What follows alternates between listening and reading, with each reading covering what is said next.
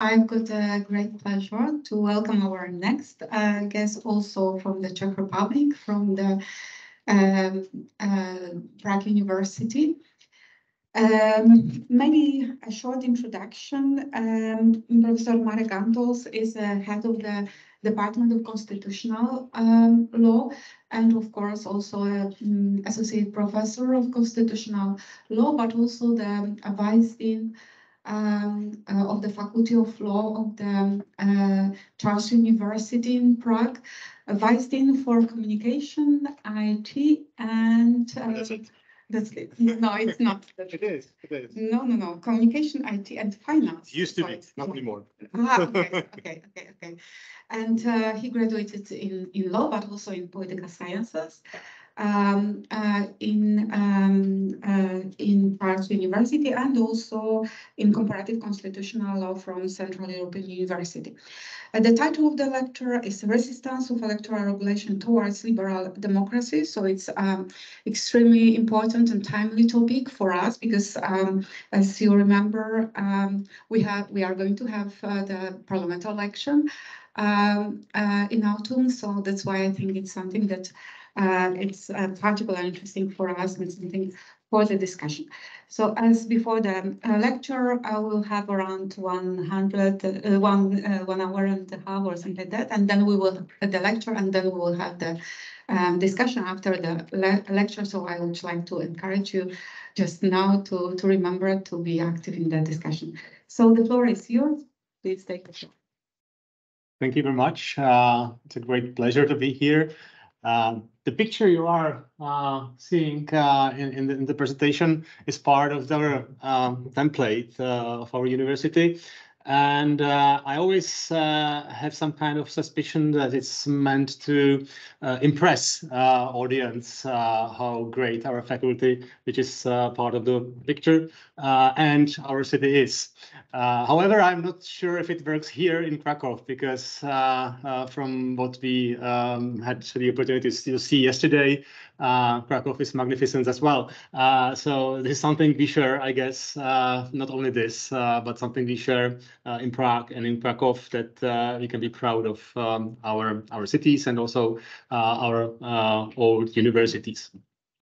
As Monika was kind to say, I graduated both from law and political science, and that kind of forms my professional interests, because I'm always interested in issues at the edge of both disciplines. And obviously, elections are one of those topics, because that's something that both we lawyers and political scientists deal with. I believe that I don't know how to manage to like change. Do we have something to change it, or like should I do it here? I can do it here. It's fine. The arrows, I think. Arrow. Okay, here you mean like okay. I will do it. So before we start, I wanted to say something about how we would proceed, because I know that there's this question session, which was very illuminating in the previous part, but I'm more than happy if you interrupt me anytime. So just feel free to shout at me if you have any question or comment or anything else what you would like to add. Or if you are not willing to shout or just raise your hand, I will try to find you. You can also ask questions through Slido. Part of the number you need to join the particular session will be on all the slides, so you don't need to write it down, but you can use it, and you can use it for questions. I would start from the same question Ondřej started before. What is democracy? And we actually could spend the whole lecture and whole day and maybe the whole week discussing this seemingly simple question. What is democracy? And still, I'm not sure that we could conclude to a single answer, or to an answer that all of us would be happy with. What is quite clear-cut, I would say, or where we could find a common ground, would be that if we don't look at small systems based on direct democracy, what is common in democracies is that they have elections, that they conduct elections, that they need elections for getting people represented in bodies of public power, to resolve conflicts and to delegate, basically, those who would rule in the name of the people in democracy. So basically, in all democracies, we have elections. This is underlined also by international documents on human rights, starting already from the Universal Declaration of Human Rights by the UN, where it's written in Article 21 that everyone has the right to take part in the government, either directly or through freely chosen representatives, and that the will of the people shall be the basis of the authority of the government. It should be expressed in periodic and genuine elections that should be conducted by universal and equal suffrage and by secret vote. You can see something very similar in the International Covenant on Civil and Political Rights from 1960s. In Article 25, it's somewhat qualified. It said that every citizen, not only everyone, but every citizen shall have the right to take part in the conduct of public affairs and to take part in elections. And that the elections should be genuine again and periodic, based on the principle of universal and equal suffrage, secret ballot, and guaranteeing the free expression of the will of the electors. So they should be conducted under such circumstances to ensure that free expression of the will of the electors is expressed in the election. Also, the European Convention on Human Rights, in somewhat modest way, but for reasons I can a little bit explain, says or that the high contracting parties, the states, are obliged to hold free elections at reasonable intervals by secret ballot, again, under conditions that will ensure the free expression of the opinion of the people in the choice of the legislator. It's part of the additional protocol to the convention. You may know that the original text of convention did not include the right to vote, and also some other rights, such as the right to property or right to education, because there was some kind of dispute among the contracting parties at the time on whether and in which way those rights should be included in the convention. So they basically postponed the issue, and only after a year, basically, they came to some agreement on how it should be phrased, and that's also the reason why the formulation, the text of Protocol 1, Article 3 of the Convention is somewhat more modest, less demanding, I would say, than the enshrinement of the right to vote in other documents I showed, because they needed to find the common ground. They need to find the compromise.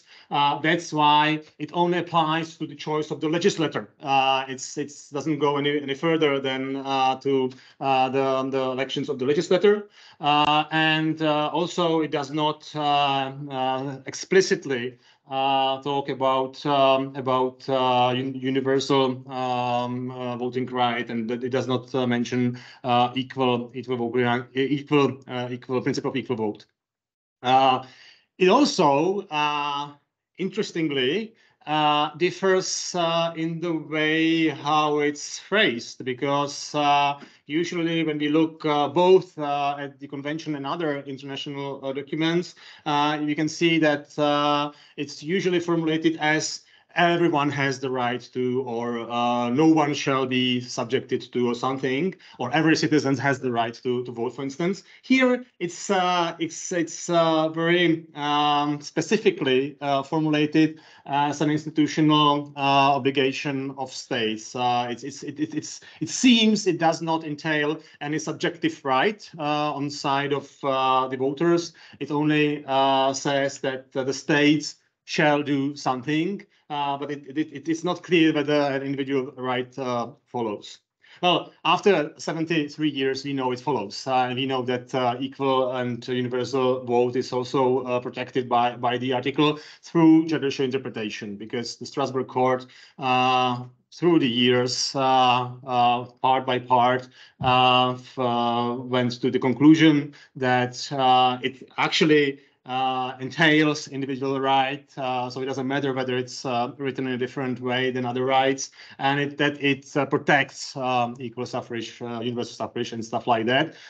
With the only limitation, I would say, compared to the other documents, still being the fact that it only applies to basically parliamentary elections, and those elections of other organs that have powers kind of at the level of the parliament in terms of adopting legislation. So, for instance, the European Court of Human Rights said that also the European Parliament is covered by this article, because it is a part of legislating power for member states, and it also covers certain, let's say, it could cover certain organs on sub state level if their power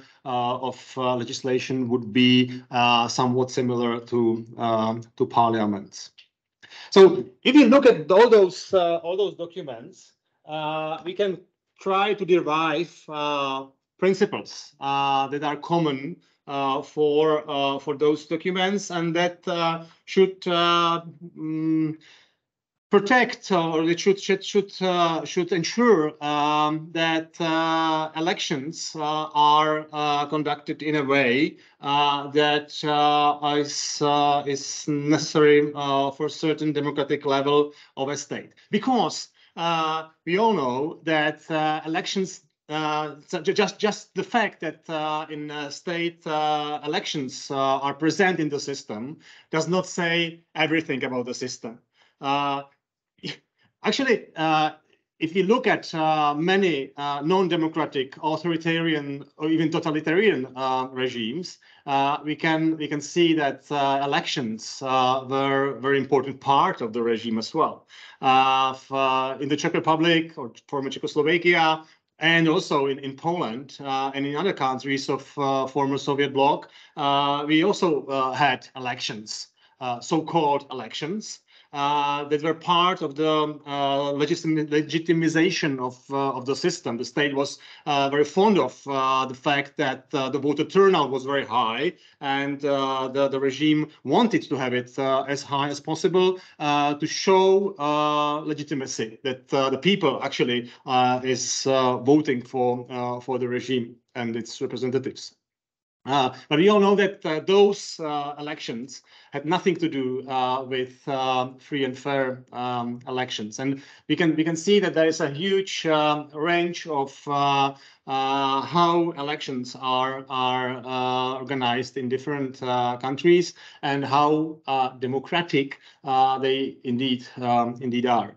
So the principles try to find the way how to protect the real value of democratic elections, and serve also as a check whether these or that elections are in fact democratic. So what we see in those documents is that elections should be free and fair, They should be periodic in reasonable intervals. The convention says that the suffrage should be universal, albeit or still most of countries limited only to the citizens of the country.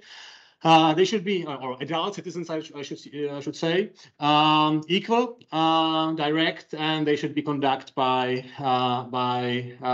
secret ballot. The trouble is, what are free and fair elections? What is behind those words? And if we look closely on that, and if we think about the ways how electoral process can be corrupt, or on what, on the other hand, makes elections free and fair, we must see that it's a much broader context than just focus on elections. I picked this quotation of Stalin, who said, "It's not the people who vote that count; it's the people who count the votes who count." Obviously, we as lawyers are trying to do our best to disvalidate this quotation. So, what we try to do when we try to protect elections is that we try to fight against this kind of simple voter fraud, where basically votes are misplaced, or the ballot boxes are stuffed with other boxes and stuff like that. So the most primitive, I would even say, ways how to falsify the election results. But it's not always that simple. It's not that the only way how to reach elections would be to alter the results of the people, and that's why the broader context matter, actually, and that's what makes it much more complicated to address this issue and to find ways how to protect elections, because it's not that elections would be only about voting. It's part of the broader picture, and all the other things matter when we think about how voter fairness and freedom of election. So obviously, if we want to have free and fair elections, we need to protect freedom of speech. We need to have inclusive environment where all the people, all the parties can take part. We have to have rule of law because we need someone to resolve disputes and to protect the rules, and that means we need independent courts. We need the respect for human rights. We need to have vibrant civil society that in the end is by itself the main guarantor that the elections are free and fair. And it's in this picture, it seems to be like you can fit it in one picture, but in fact you can't. It's something that really means that you need to work on various things. And it also means that if someone wants to tilt the odds of elections towards his or her side, it does not need to target the electoral rules directly. It can also go slightly around. Another famous person whom I have chosen for using his quotation is Václav Havel, who famously said that the inherent disadvantage of democracy is that it binds the hands of those who approach it honestly, while it enables almost anything to those who do not take it seriously. So through the procedural means that are available in democracies, it's easy to overcome the limitations and basically misuse democracy. Whereas if someone takes it honestly, then democracy binds his or her hands severely. Yeah, and this is basically when my structured presentation ends, and where improvisation is about to start, because I decided that I would like to kind of adjust the contents of the lecture to your input. And what I would like you to ask for is if you could kind of think for the other side, because we as lawyers, I believe that most of us, if not all of us in this room, are thinking in favor of democracy, and we take democracy honestly.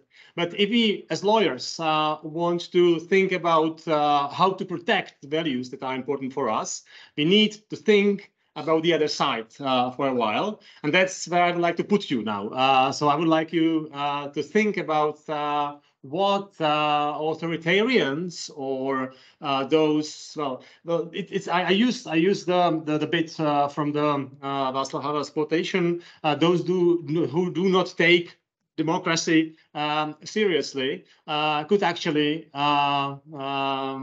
change the rules or misuse the rules or do other things to tell the election odds in their favor. Not only in terms of electoral rules themselves, but also in terms of other features.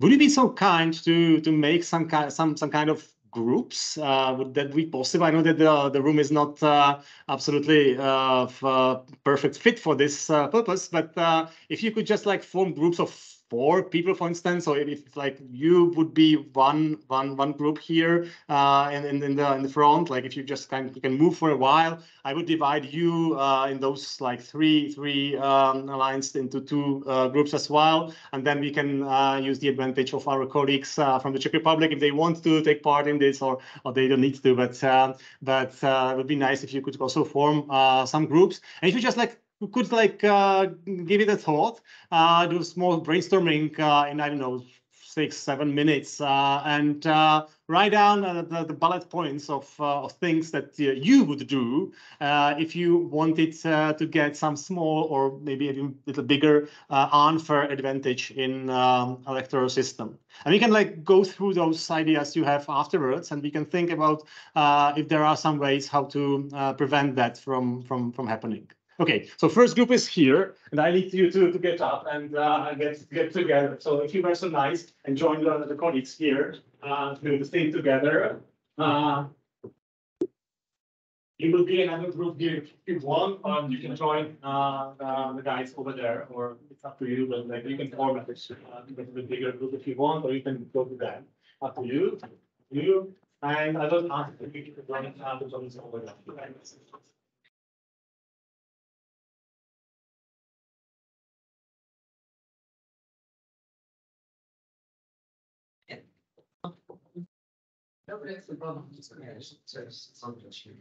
No to jak? It's good that you can discuss in Polish, so it's easier for you. But then you need to translate to me because I don't think I understand what you say.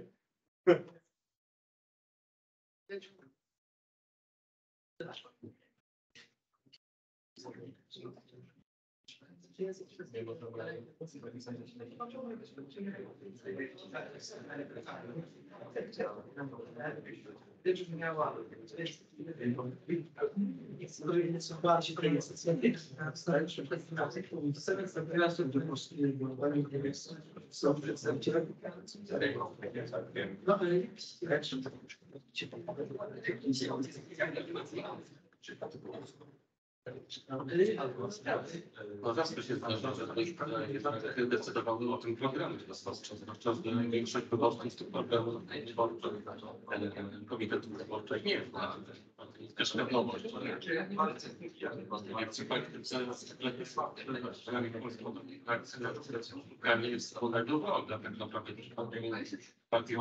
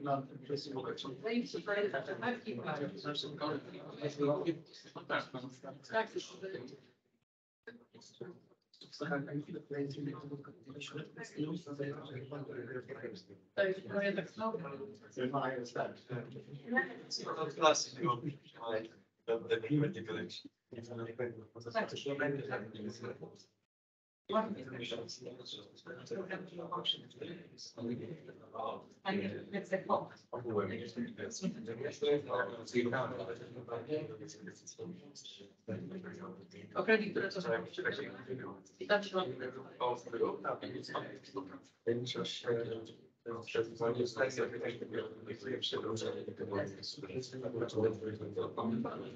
ale to jest z niskiego poziomu edukacji obywatelskiej, styczności, właśnie świadomości obywatelskiej, co jest nazywane jako przemiany demokracji, ale tak naprawdę tam już refleksja. Czyli to jest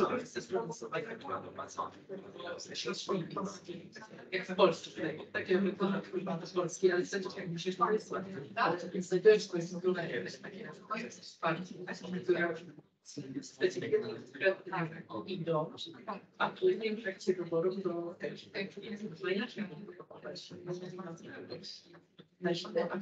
wybrano. Czyli ja w Warszawie to postawię. Nie wiem, to bardzo często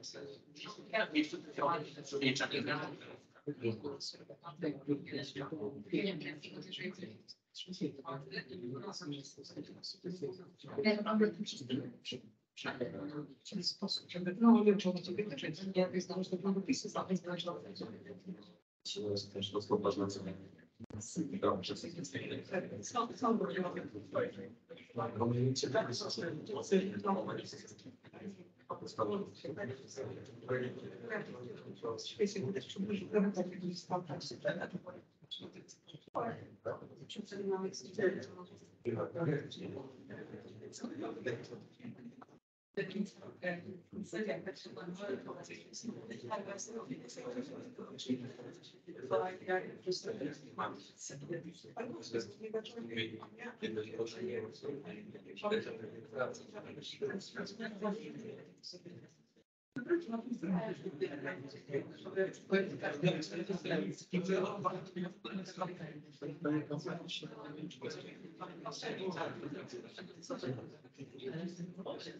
Jest.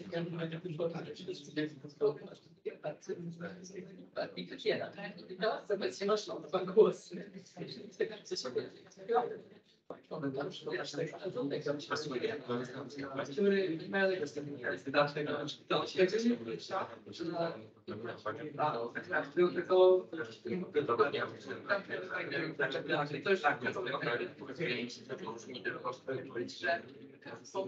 z tymi okręgami. Jest wystarczy.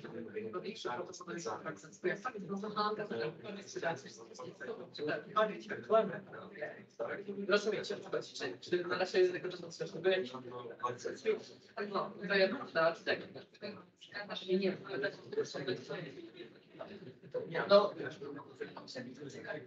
nie, no, nie, to jest pierwsze dyskusja. Dobrze.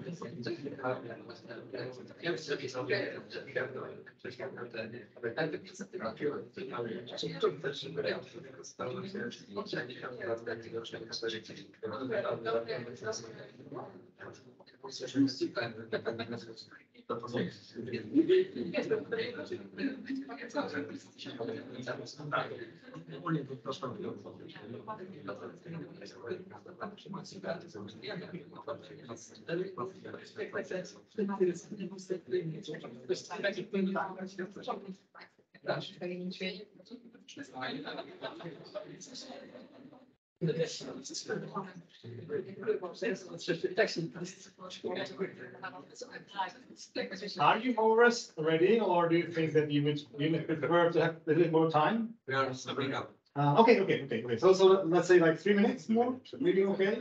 Yeah. Okay. You need to have to like come in share the thoughts. Ale nie no, Szczególnie takie co się robi, że takie danie, skazanie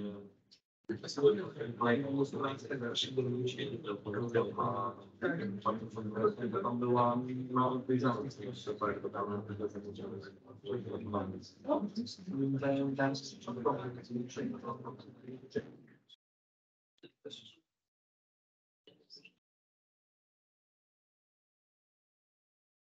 Właśnie ten drugi to możemy przez stan wyjątkowy na przykład.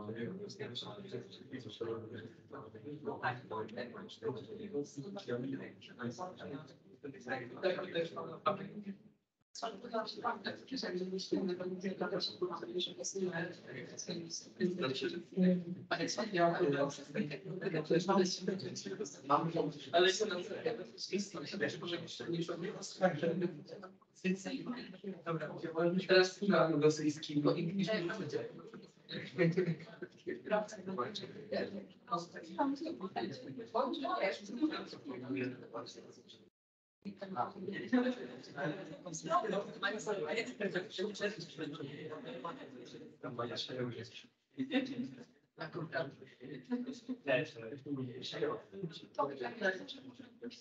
no są jak mogę, jest.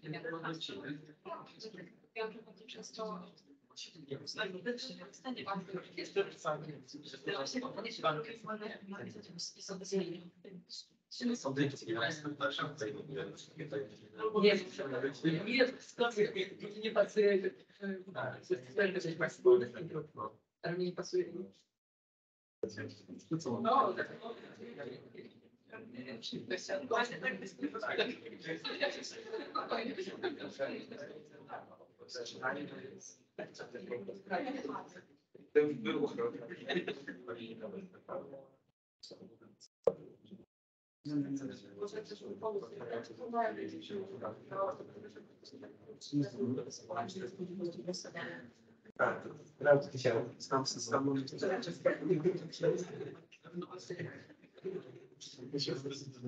All right, so I think that most of you are basically finished. We could proceed. I noticed that Mila and her colleagues produced a lot of bullet points. So Mila, could you give me just one of them, like one of your thoughts? Maybe better in English, so everyone understands.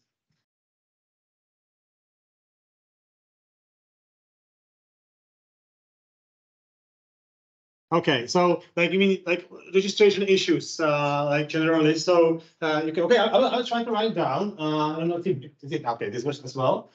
So yeah, it does. So I will just like use this the presentation to note your ideas. So if it is possible. Oops. Okay. It's a dangerous file. So currently I can't edit it, but now I managed to do it. Okay, so basically, like the registration obstacles would be the tag for VS registration obstacles. Thanks. Obstacles. Good. What else do you have? Like not only Mila, but everyone. What are other issues that you came with up? I heard German during you said before. We also have other ideas. One. And the other is for me like It's actually database practice that building narration around in-group, out-group interactions. So we have like basically polarization, because if we build threads, if we build narration about that the out-group is threatening, that the conformity to the group is rising. Yeah. Therefore, the polarization like rises also. So, and do you think that it can be connected with some kind of propaganda or even misinformation, disinformation, stuff like that? Mostly about propaganda, but also about media campaigns before the elections. And yeah, basically. I'm sorry, I'm not really used to this keyboard, but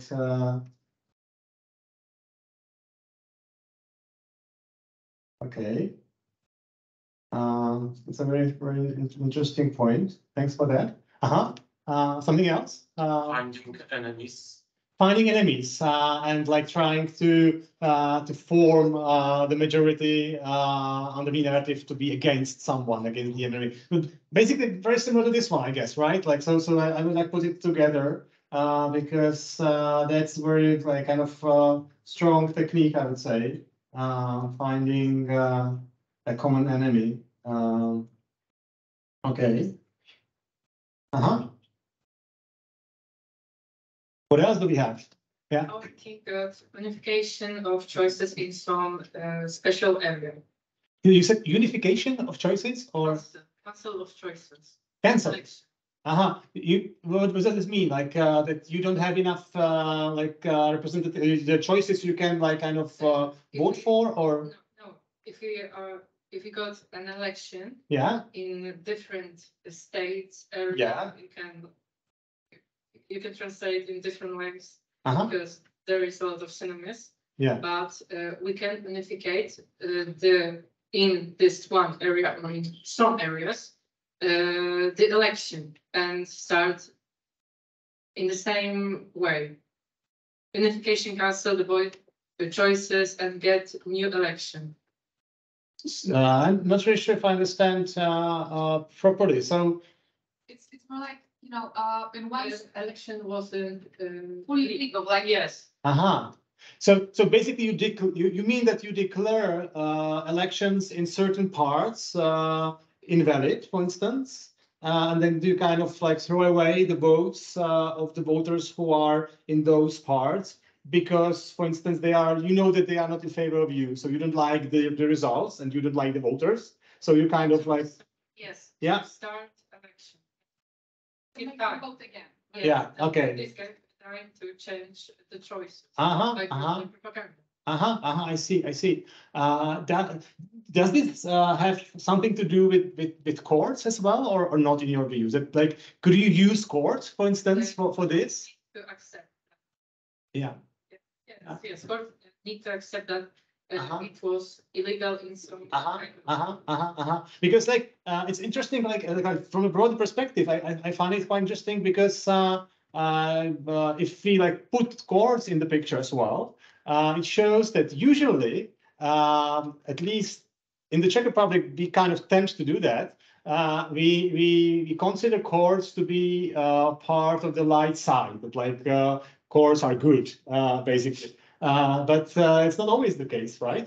Courts do not necessarily be on the light side, and then can be misused as well as means of electoral fraud, even I would say, or misused as it's influencing free and fair elections. So by means of courts, you can use some, for instance, minor troubles that happened in the procedure, saying, okay, we need to go again, and then you can use that procedure to kind of push through your candidates, for instance. So, okay, so how to formulate that? I made it even more complicated. Okay.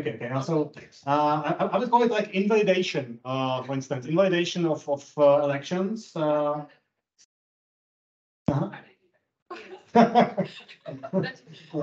Invalidation of elections. either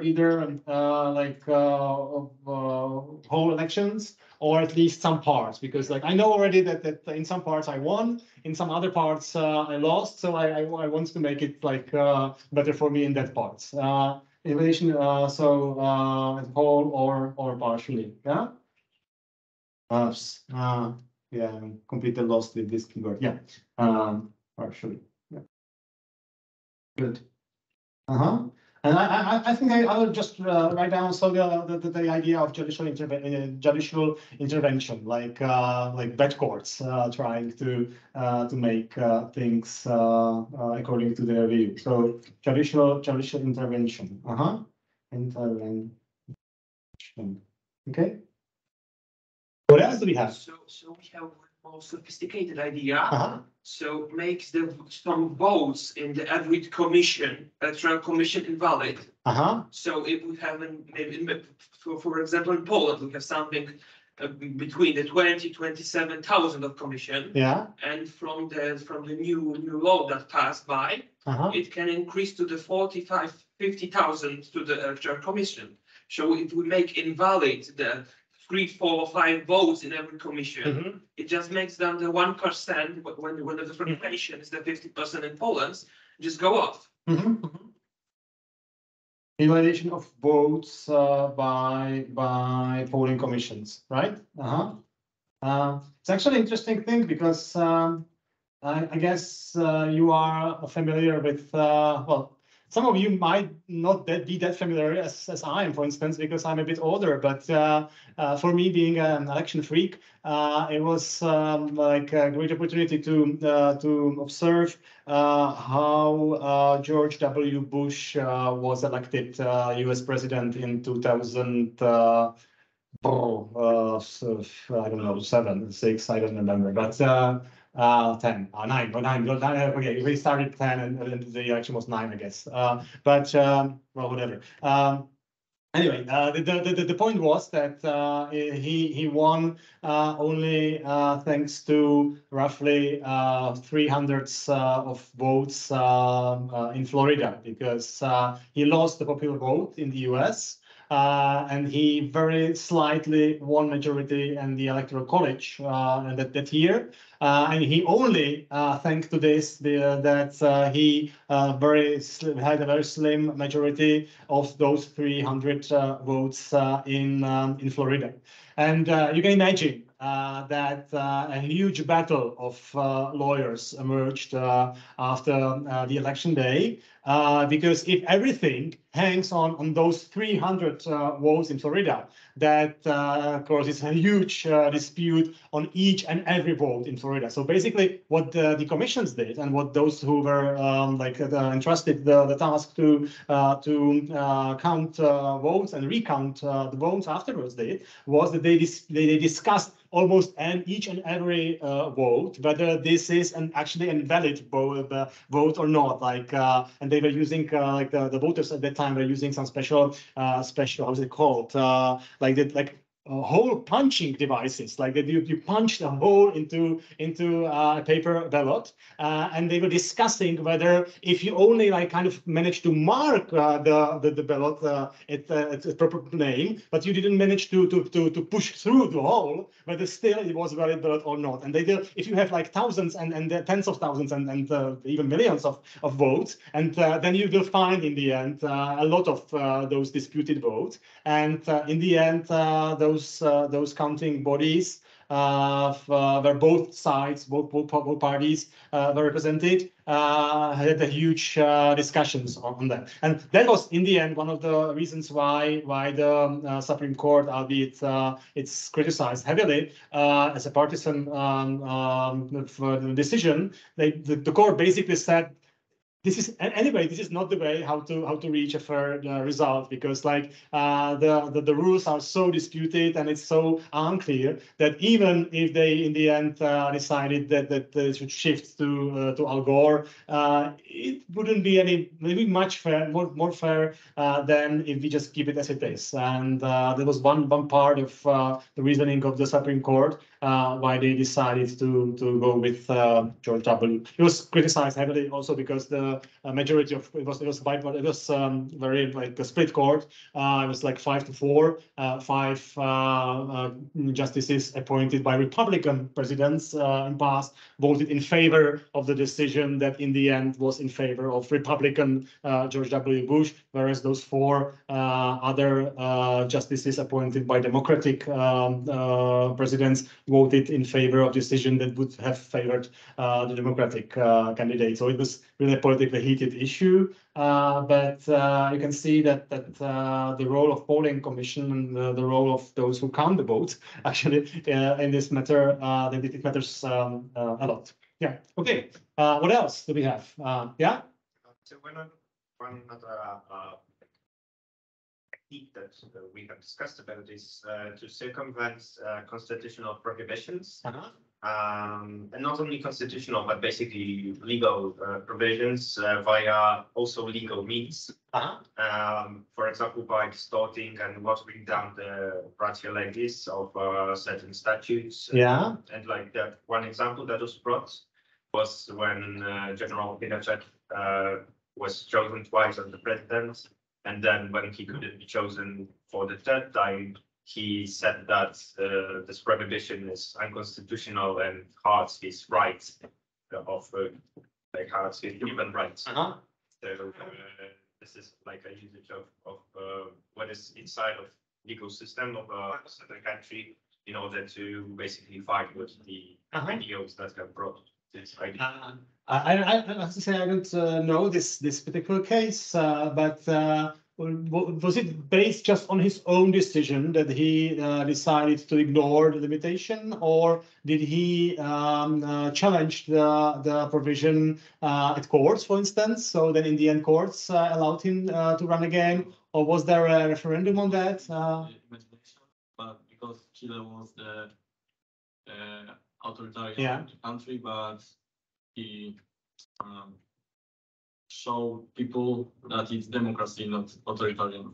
Oh, okay. So that like because you said legal means, so this just was a matter of misinterpretation of the rules by those who apply them, right? So he claimed that it was against his human rights, that term limitation, and then basically those who were entitled to register him did it even for the 3rd time. Yeah. Okay. Well, so. Well, let's label it misinterpretation of safeguards or of legal rules generally. Misinterpretation of legal rules or safeguards that are meant to protect elections. I would also add just that it's like a deliberate. Yeah, sure. Yeah, yes, yeah. I think that's important. This is deliberate, and we have a certain goal with our minds. Okay. Yeah. Okay, so I'm thinking about elections through the postal service. When the postal service is like monopoly company on the like scale of the whole country, and is interconnected in some way with the government.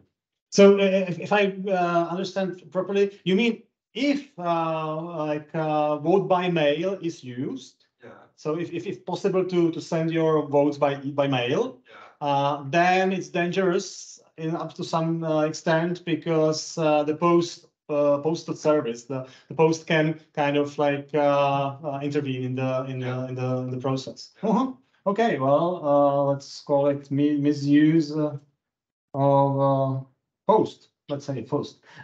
It's interesting because I actually don't know how is it in Poland. It's a shame that I haven't learned this. Do you have okay? I know that. Oh yeah, after COVID, you introduced vote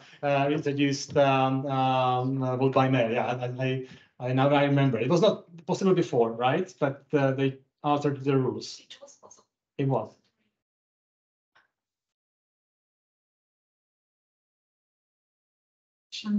Presidential elections only by going, but in the end it didn't work through, right? They changed the idea again. Yeah, I remember I read that, but I kind of forget the details. We do not have it in the Czech Republic. We have absolutely no provisions for providing for vote by mail. It's always a matter of discussion since, I don't know, 20 years already now. And it's sometimes it's meant for everyone, sometimes it's meant only for, like, the idea is meant only for those who are abroad at the time of elections. And the argument of post is also part of the discussions, but not in terms of misuse, but rather the argument of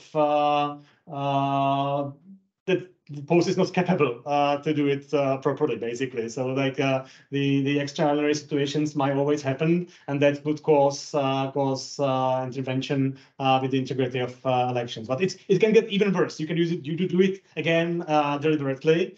So you can deliberately misuse the post and kind of put away envelopes from parts of the country, for instance, where you expect them to vote more in favor of someone else, and to rather use or like replace them with envelopes or votes that are in your favor. Yeah, it's a good idea.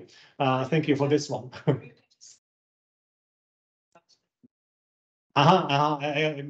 Yeah.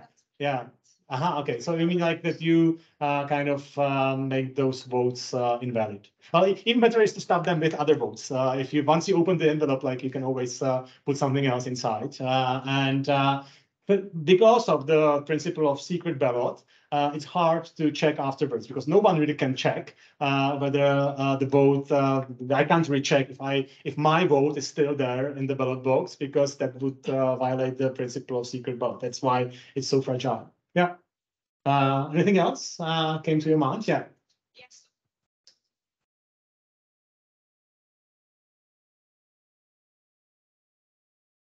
It's kind of authoritarian. They just want to stay in power and just want to strengthen their position. So they could introduce changes into the law on elections, or even law on political parties that would favor them very, very much. But in what terms, like?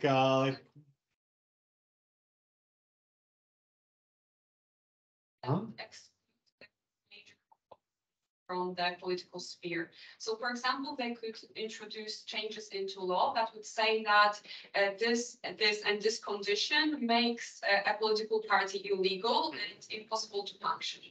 And then they would be also able to manipulate a commission that would decide on that, or a court that would decide on that.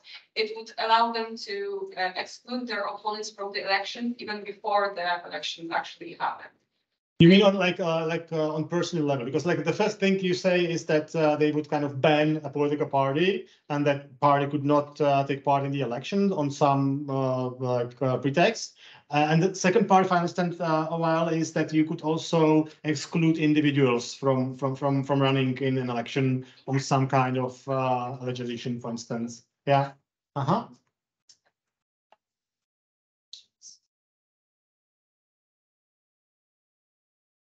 Or even of voting somehow, that would favor them in a way.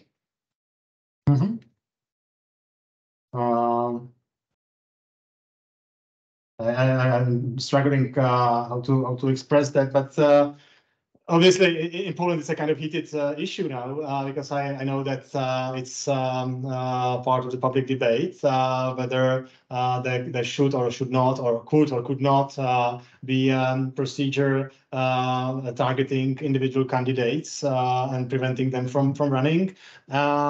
Obviously, I don't know the Polish history that well, but I know that in 1946, in the former Czechoslovakia, there was the last time we had something at least resembling free elections. It was already quite limited. For instance, the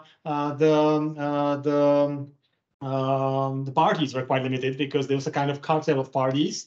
They were not all of them in favor of Communist Party, but they all together agreed on that only those parties that are kind of like approved by the existing parties, I'm kind of making it more simple, can run. So it was not an open competition. So you can see it was not like free and fair elections anymore. But still, it was even more rigged by the Communist Party and their allies, because just before the election day, they indicted some people for collaborating with Nazis during the wartime, and there was a law saying that if you are not found guilty, but it was enough that you were indicted for such a crime, then you could not, I think, stand in elections, but also you could not vote in elections. And they managed to kind of exclude quite a few people from the elections, and it's another it shows that the election was not democratic. It was much more democratic than just 2 years later and many other years during the communist regime, but it was not entirely democratic. And it shows how dangerous this is, that you could kind of exclude some people either from running or from voting in elections just based on some kind of administrative decision or a decision by police. So you can see that the concerns that that are kind of raised about the present Polish proposal is kind of, I would say, justified by the previous cases of misuse in other countries. Okay, so that will be another one. Jędrzejka.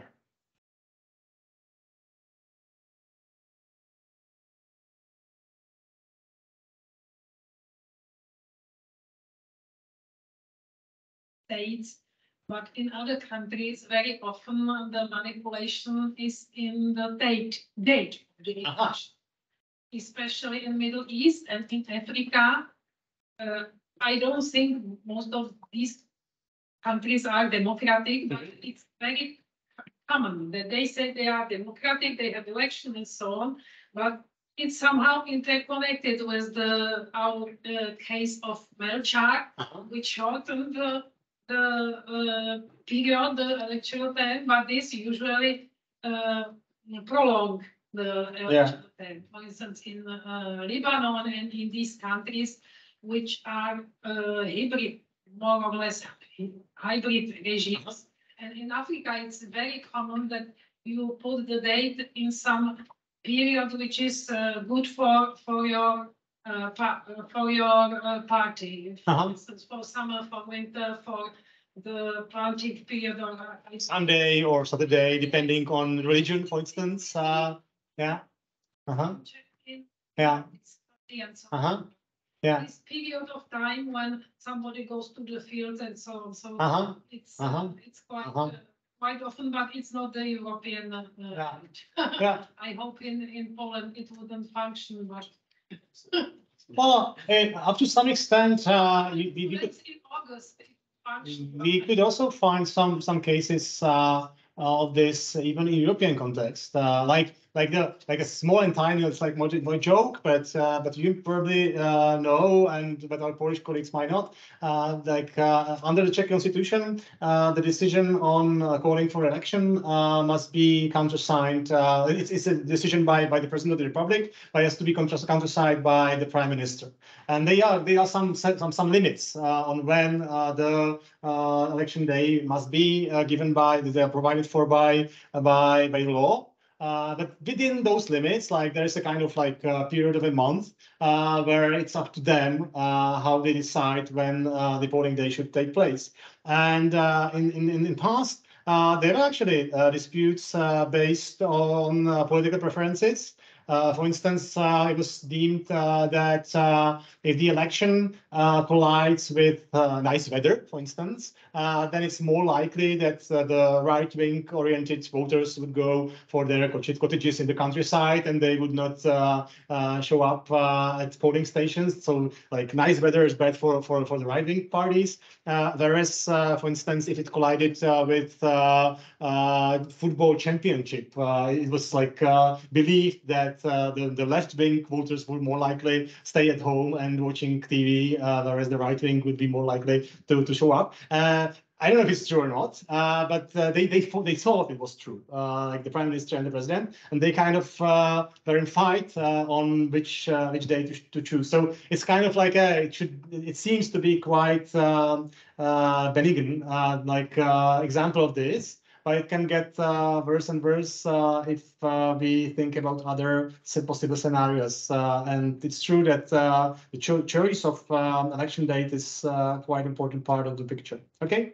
Limitation of freedom of expression. Well, that's definitely, yeah. So I don't know how to write it down because like there's a huge area of not so free expression. I say, yeah.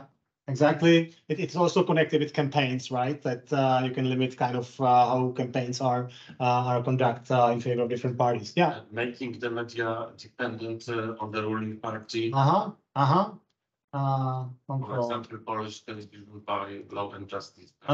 Okay. Yeah. Control of media and who can. Well, it was quite striking for me to learn, and I hope that I'm not spreading fake news here because I didn't really check it.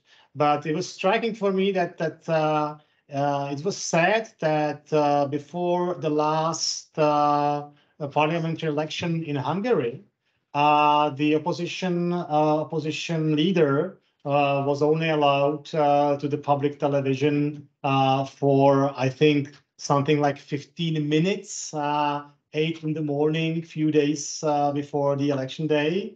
And that was it, like no other coverage of the opposition leader. Whereas obviously the prime minister, in his capacity as prime minister, not in his capacity of the running candidate, was basically all the time there in television, like giving some important statements and speeches, and that shows that it really can like influence the fairness of the competition a lot if someone is in charge of the control of media. Although at the first sight it seems to be completely fair. So they both had 15 minutes, right?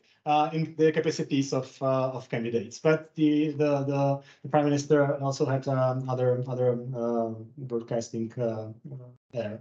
Okay, what else do we have? Mila.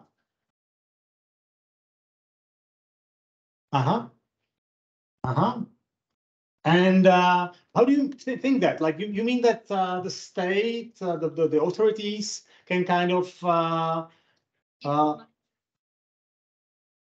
okay, yeah, so it's kind of misuse of public funds, basically. Misuse of public funds, or maybe generally speaking, resources. It's not only about finance, probably, but also even about media and stuff like that, like resources in favor of one of the running parties. Okay, it's a very important point as well. Anything else came to your mind? Well, we have a lot, but anything else? I don't want to silent everyone. Candidates.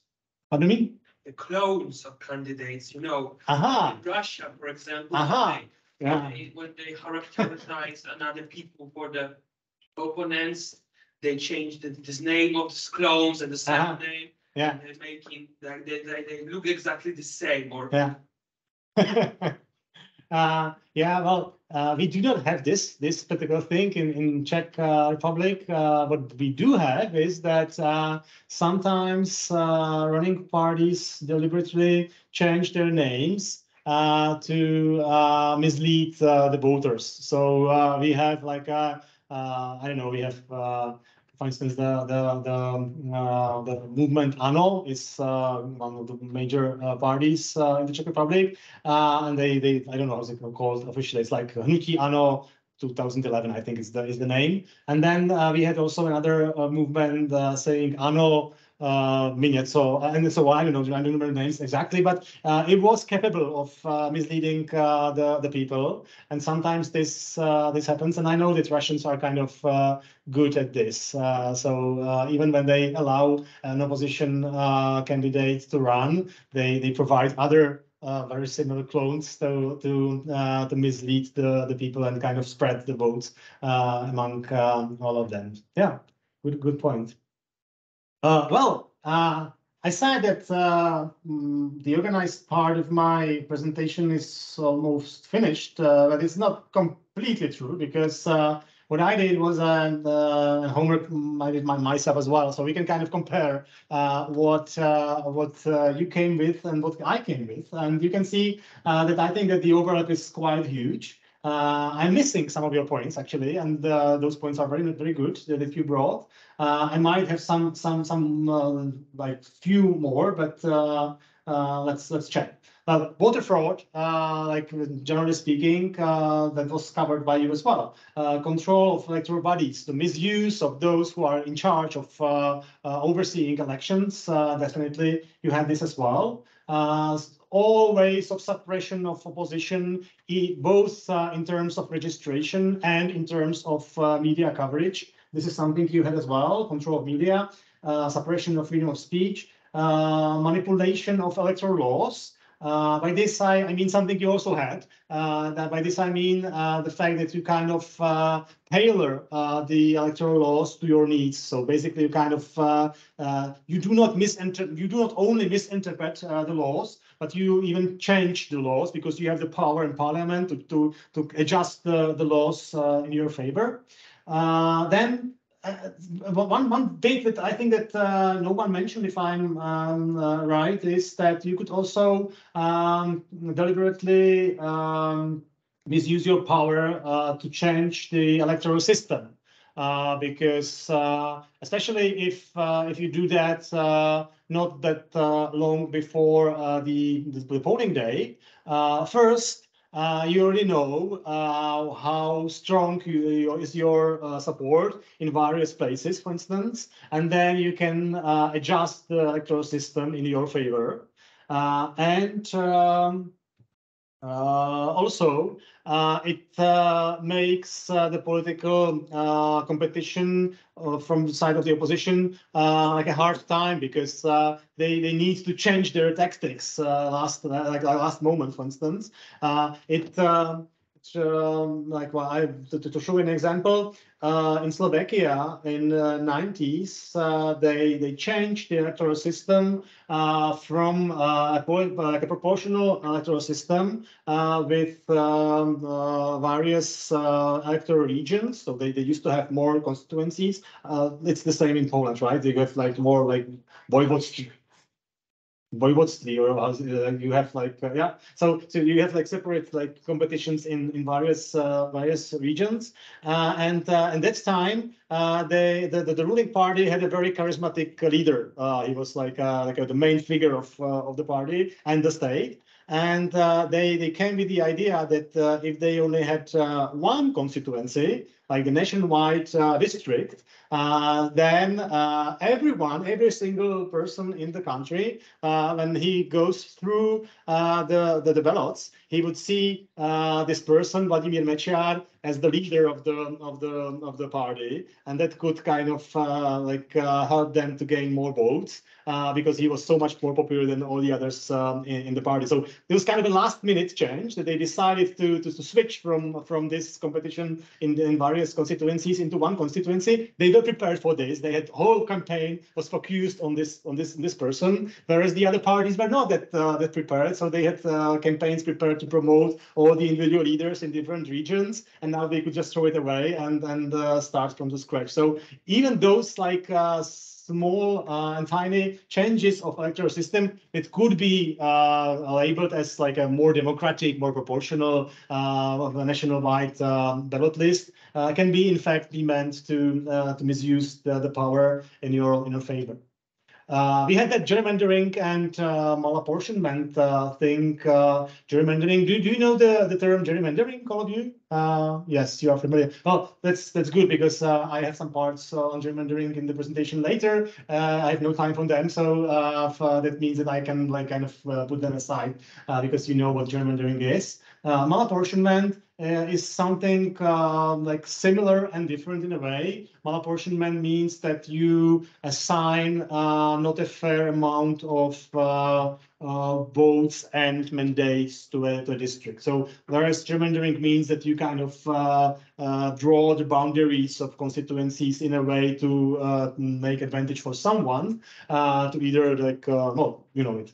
Malapportionment means that you put hundreds of voters in one constituency, and then you put thousands of voters in the other, and like technically they are all both constituencies are represented with one MP, but those who are in the smaller, less populated constituency obviously those have much stronger vote, and that infringes the principle of equal representation. One thing that we might not have covered yet is voter intimidation.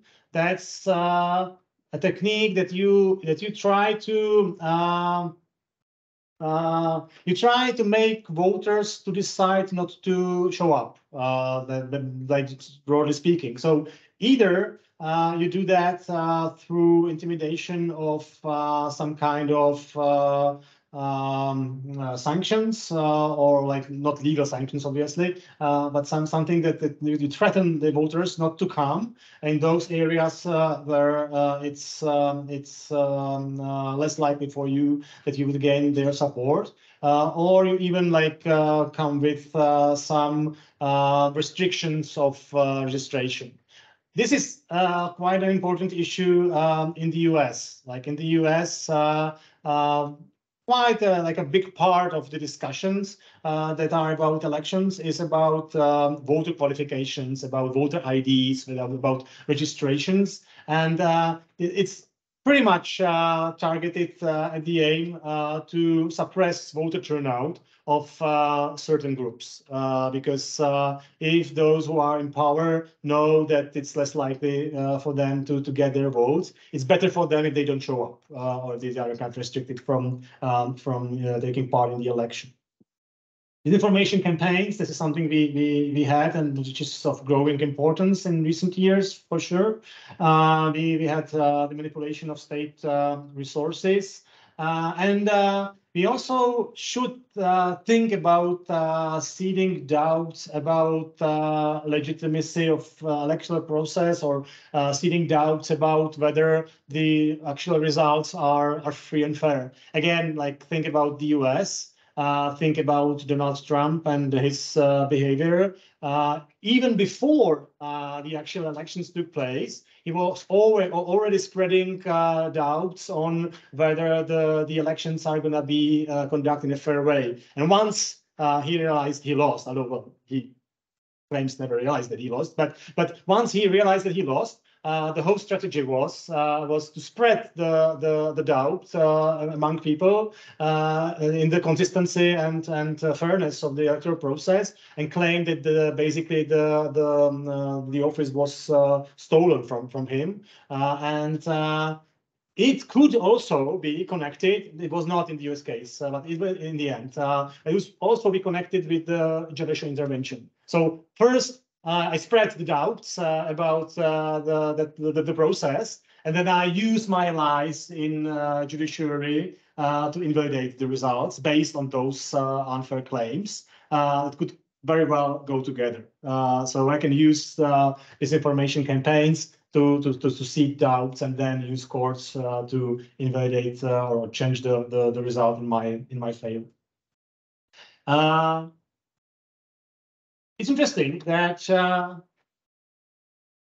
Already in 2017, an article was published by a US scholar on what was happening in the US concerning elections, because he kind of envisaged already in 2017, based on the experience from 2016 election, the first presidential election of Donald Trump, that the odds are kind of against the proper functioning of electoral system in the US.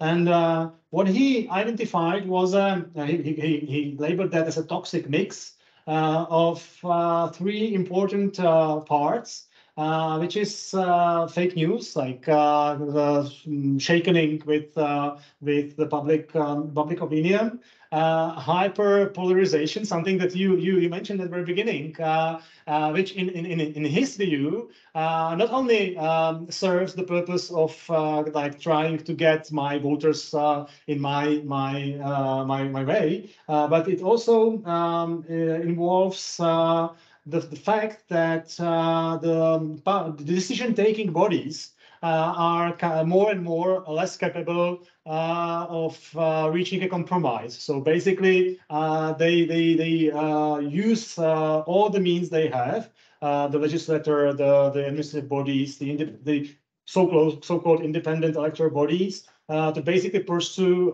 the goals and advance the goals of this and or that party.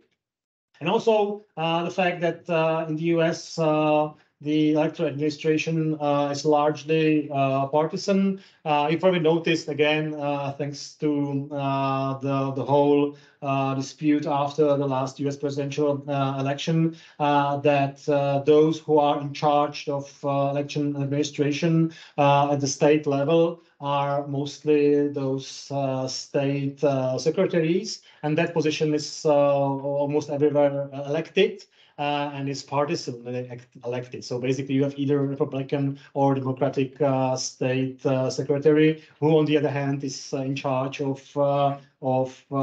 administration of elections and should behave independently, but he or she was elected on partisan ballot. So it's sometimes it's complicated, and it puts a lot of importance to personal integrity of those people.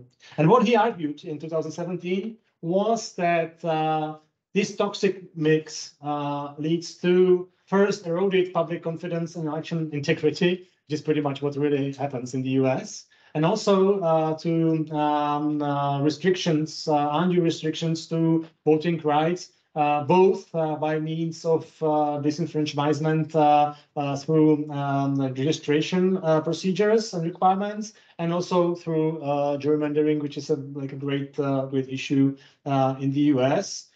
Which the courts kind of step aside from and said that Supreme Court said that there's no judicial remedy to partisan gerrymandering. It's all up to political process, which is though infringed by the fairness of which is infringed by the gerrymandering itself. If we had time, which is not the case, I would have shown you a tiny bit from John Oliver last week tonight, because he's much better at explaining gerrymandering than I am. But if you are not that familiar with that term, like this is something I would recommend you just Google gerrymandering and John Oliver, and you will find this few years old clip on YouTube, where this is very well explained both in general terms and both in the US context. Gerrymandering. The last part of what I would like to talk about are the legal, or you could also say policy making remedies that are available to cure this problem. So what basically could we do if we are still, you were playing the role of an authoritarian, trying to make the elections a little bit rigged, but if we were still in charge, the good guys were in charge, and they're able to do some prevention, to try to raise the borders and to protect the fairness of elections for the future, to make the possible authoritarian task more complicated. What are the things that we can do? And I'm afraid to say that there's no magic bullet. There's no one-size-fits-all solution like this, and no magical cure. Unfortunately, not. Like we can try to make things less likely to get bad. And there are some things that might be considered, but it's not 100% proof, unfortunately. The first part we can think about are the electoral laws and regulations in general. Obviously, we are lawyers, so we sometimes are too optimistic that that laws can make the world better, but that's how we are trained to try to find solutions through the means of legislation. And obviously, electoral laws have important part, play important part in the whole picture. So one lesson that we could take from the US example is that the electoral laws and regulations should be clear and understandable, because one trouble in the US case is that they're basically using legislation since 19th century that kind of works well for them, or worked well for them, as long as the legislation was implemented and interpreted in good faith. But you probably remember the discussion whether the Senate could actually change the result of elections just by declaring different results from various states. Although everyone knew that the real results were based on what was reported by the states were different, that the Senate could just like challenge the results and change the outcome. And if you just read the legislation, it's yeah, like you can't really find a explicit ban on that. You can't really find an explicit rule you could rely on. It's just completely unfair to be done like that. It's completely undemocratic. But yeah, some could argue that the Senate has the power, and the same applies to the low levels as well. That the state secretaries have the power, and the polling commissions and stuff like that. And it's partly due to the fact that the legislation is not quite clear, and it does not count with bad guys taking part in the process. So this is one lesson. Like we can try to make the electoral laws more clear and understandable, but at the same time, we always know that there's no such a way as a law that can't be misused. Right, there's always some gap, and you can't always envisage everything. So we can just try to make it better, but not 100% proof. Another lesson is that the electoral laws should be non-biased. And that's kind of a tricky thing, because if you think about that, in a democratic state, it's quite necessary that parliament is the one, the legislator is the one, democratically elected legislator is the one that is there in charge of enacting and changing electoral legislation. And from definition, that legislator is biased, because all the people in the legislature, obviously, when they vote on the statute regulating elections, think what that would mean for themselves. Is it something in favor of my perspective being re-elected, or is it something against, right? And this is inherent part of the decision-taking process, and inherently it's going to be always biased in a way. And also, it should be stable, because if you have stability of electoral rules, then all the actors can kind of adjust, and there are no last-minute changes I mentioned before that could go against the interests of some of the running candidates. Altogether, this means that it would be much better if someone else than Parliament was in charge of enacting electoral rules, because someone else should be the one who does it, but it's not possible, right? Like I can't really come with a democratic solution how to take away this from Parliament. What we can do, and it's something that we know from other parts of constitutional law, is that we can restrict the Parliament. We can restrict the majority of the day in Parliament by some rules, procedural rules, or qualifications that make their job harder in terms of changing the law. One of them would be employing the requirement of supermajority. So you can't really change the electoral law with simple majority like other laws, but you require a higher threshold to be met, either by the means of enacting the fundamental parts of electoral laws in the constitution itself. So if you have a rigid constitution that requires special majority to be changed, then you have something safe and taken away from ordinary legislator because it's in the constitution itself. Or, and here I largely rely on our own experiences from the Czech Republic. You can assign a special majority or special procedure to changes of electoral laws. Our constitution, possibly for other reasons than to protect electoral laws from such a bad faith change, requires electoral laws to be enacted or changed or amended to be adopted by both chambers of Parliament.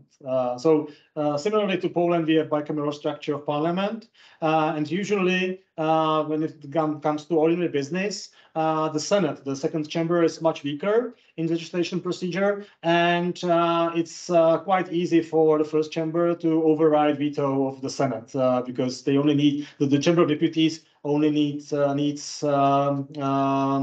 absolute majority of votes, which means like 101 vote out of 200 to overvote the Senate.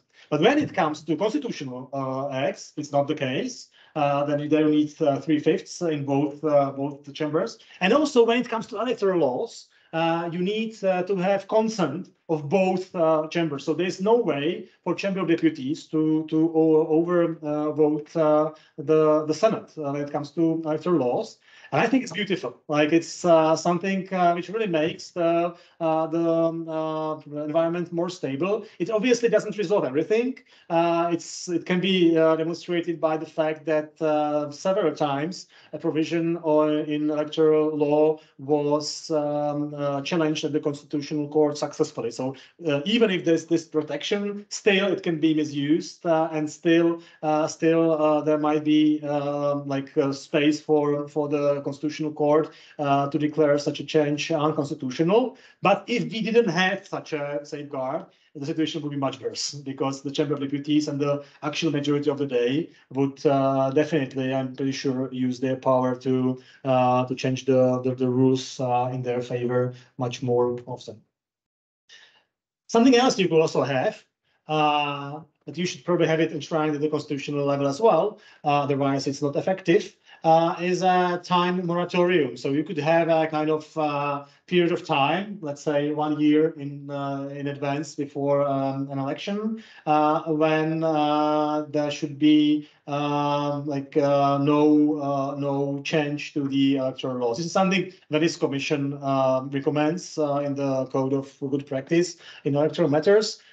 Again, I guess that the COVID situation taught us that sometimes it's better not to stick with this rule absolutely. So there should be probably a way out of it in extraordinary situations. But generally speaking, at least certain parts of the electoral law, such as electoral system and stuff like that, should be taken away from the powers of the legislator, let's say 1 year before the election date.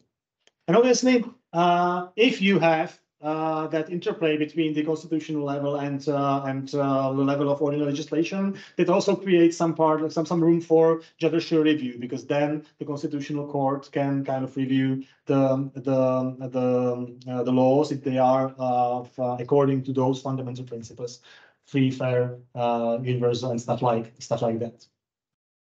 Another issue is who should be actually entrusted with the task of election administration, or rather how those bodies that are in charge should be formed, and whether they should be like deemed to be state organs and somehow within the structure of the executive power, or whether they should be more independent.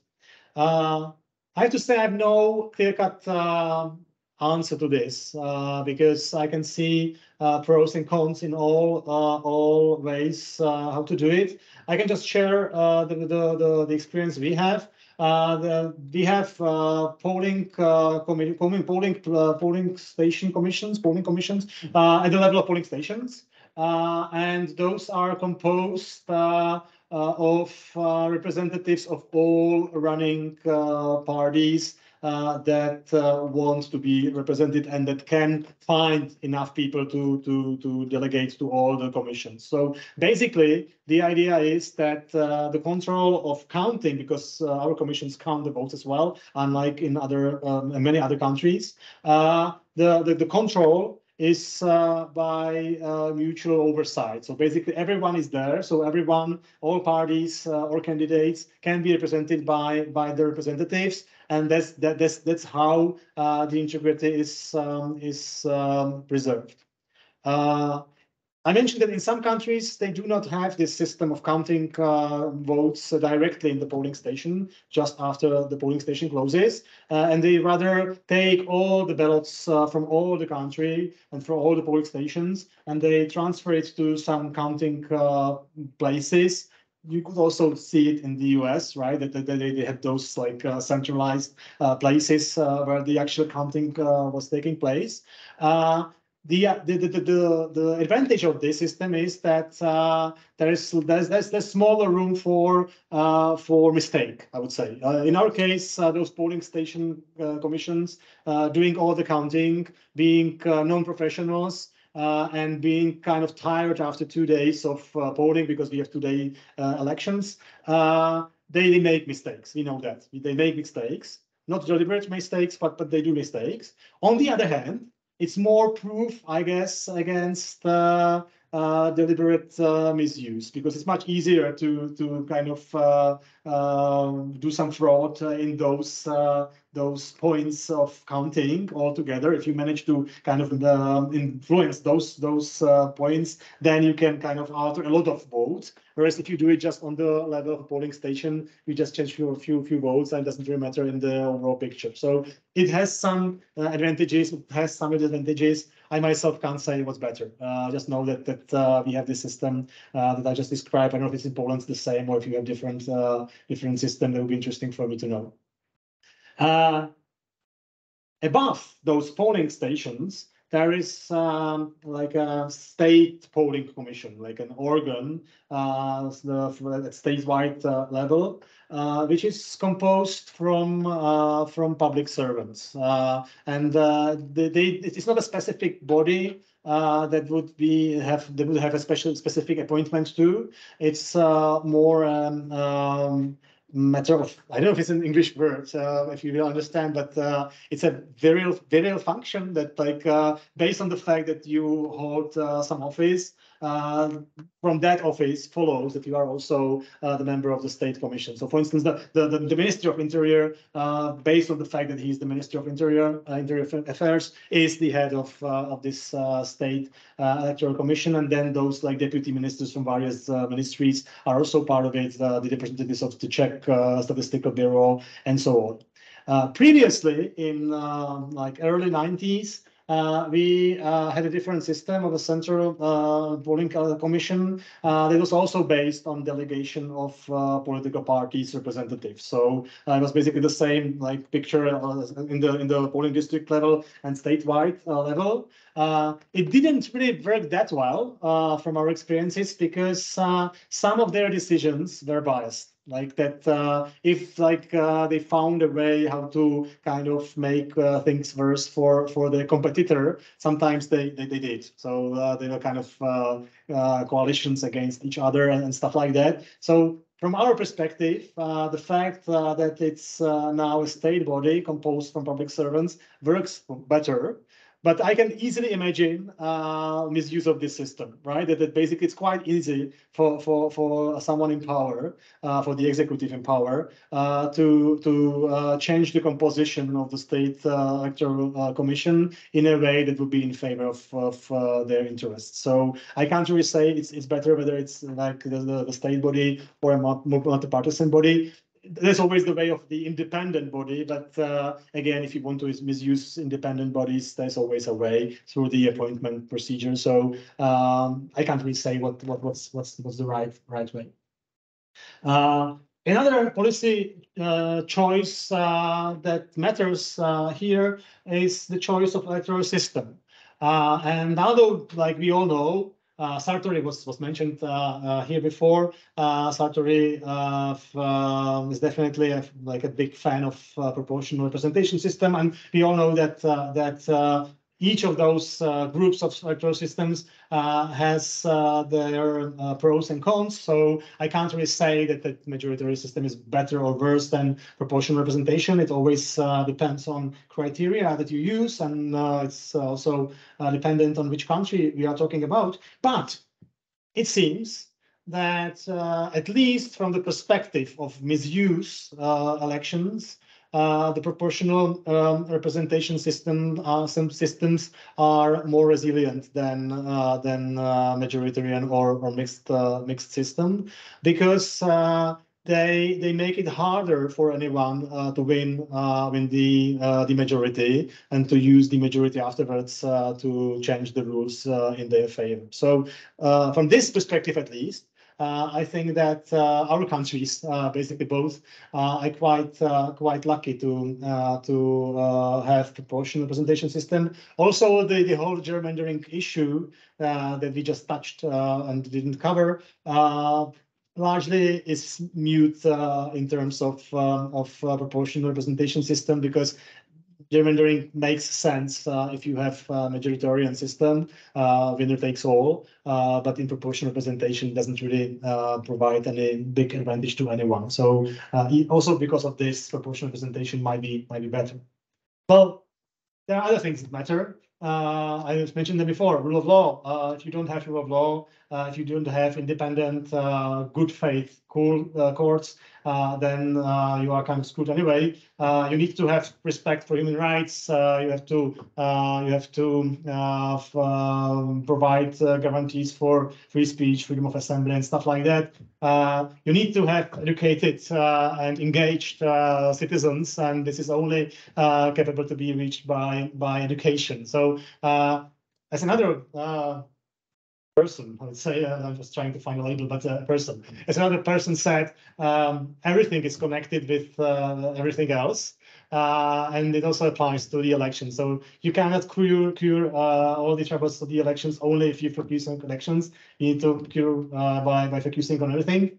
What is good, though, is that, and that's the last quotation, even if we might not be able to secure everything and be sure that everything is 100% proof, still we can at least try to find proper choices to make the system more resilient and make it harder for anyone who would not think about democracy honestly and would like to change the rules in their favor. Thank you very much. That's it. There was no question on Slido. Either it was all clear or it was so unclear that you couldn't find a way how to ask. But anyway, I guess now is the time when you can share your thoughts or questions or anything else with us here. Thank you.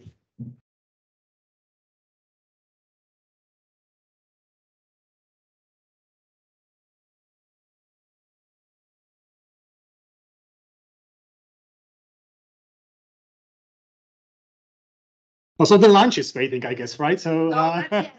Not yet. Okay, not yet. Yeah. Definitely, we have some time.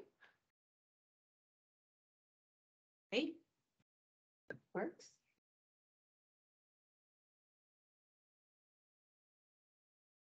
Any questions, ladies and gentlemen? One question for the terminology again, but I think that 2 times you used the term integrity of election, and honestly speaking, I don't think that we use in our literature such kind of term, and I think it is something that is quite important in your constitutional law. So if you could explain what you mean by election integrity was one visible, I think, and integrity of election that day. Well, it's most likely it's a loose way I use terms here, more than that it would be something special for our constitutional law. Electoral integrity, I guess, is a term used mostly by political scientists. There's a like a very kind of influential project by Pipa-Norris, who is like a very famous political science scholar, and they have like a center in I think it's University of Melbourne or somewhere in Australia, and they try to address all the issues that influence the integrity of elections, and it really goes from the electoral laws, the administration of elections, public political campaigns, political finance, and so on. So it's not really, I would say, a specific term for Czech constitutional law, but I think it's a more general term that's used by those who try to study this area. And it's maybe it's more really the term from political science than from legal scholarships. It's something I will need to think about yet.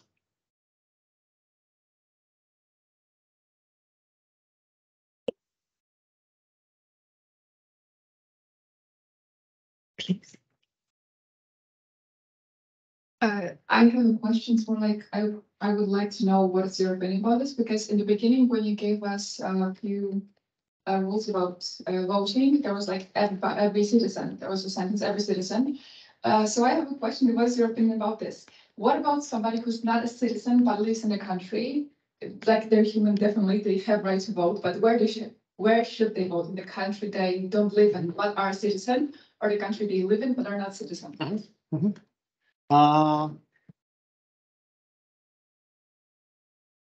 I would like connect this question with another one, but maybe it's part of what you said already. That's whether those who reside abroad, albeit they are citizens of their home country still, whether they should be allowed to vote from abroad. So basically, like there are 2 interconnected issues: whether I should be allowed to vote where I live, and whether I should be allowed to vote in the country of my origin where I do not live at the time of the election.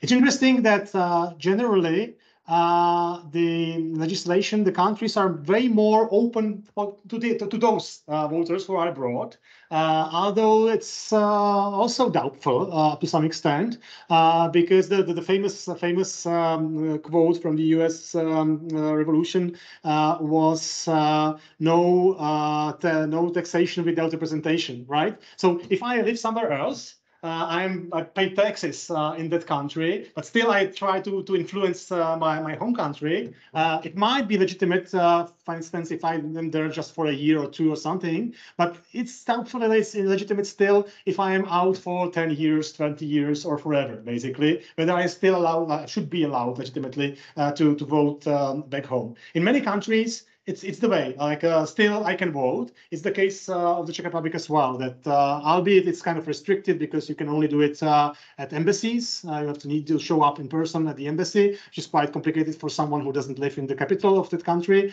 You can do it. In some countries, there is some kind of time limitation. So they say if you are out for more than, let's say, 8 years and there's no perspective of you coming back, stop vote. Like you are kind of taken away from the right, although you are still a citizen. The other part, so those who live in the country, pay taxes, are obliged to follow the rules that are enacted by the legislator, are not allowed to vote for the legislator who decides upon those issues. Is much less disputed, I would say. Although in some countries we can see that there are kind of steps further in this respect. So obviously we all know that within the European Union, the EU member states citizens, if they reside in another member state, are allowed to vote in municipal elections for local councils, and they are allowed to vote in European Parliament elections in that state in which they reside, even if they are not citizens. In some countries, it goes further up. So in some countries, the EU member state citizens are allowed to vote, for instance, in regional elections, for instance. And in some cases, even non-citizens are allowed to vote in parliamentary elections. The United Kingdom, for instance, is not a EU member state anymore, but they are kind of more open for Irish citizens, for instance, or even for Commonwealth countries' citizens. And you can obviously find arguments in favor of this. And that basically I told them, like, you are kind of influenced by the decisions, so you should be able to influence the decision-taking process. On the other hand, you could also find arguments against, such as that if non-citizens were allowed to vote, where, after all, is the substance of citizenship? Because then, even without the citizenship, you are allowed to reside permanently, for instance, in the country. If you get the permit, you are allowed to work, you are allowed you are entitled to social benefits, for instance, and so on. So there probably should be something that still distinguishes those who are citizens from those who are not. And we don't have much of this anymore. So maybe it is voting, after all. That's the substance of citizenship in modern state. And then, if you take even this away, then there's nothing left. So from this perspective, it could be defended. I'm much more in favor of openness. So, like, I'm much more in favor of inclusiveness. I think that it's a smart idea to allow people to vote for instance, at least in the local councils. From my perspective, we should allow not only EU member states citizens, but all other member states, all other citizens, non-citizens of the Czech Republic as well, to vote in that elections, because I think it kind of forms the common understanding, and it like includes them to the political community and political society. So I'm in favor of a larger openness, but I can see the arguments against as well. Sorry for this lecture, it was a bit longer than I wanted to say it. But if the lunch is not there still, like, I'm kind of trying to entertain you. It's not there still. You still have some time.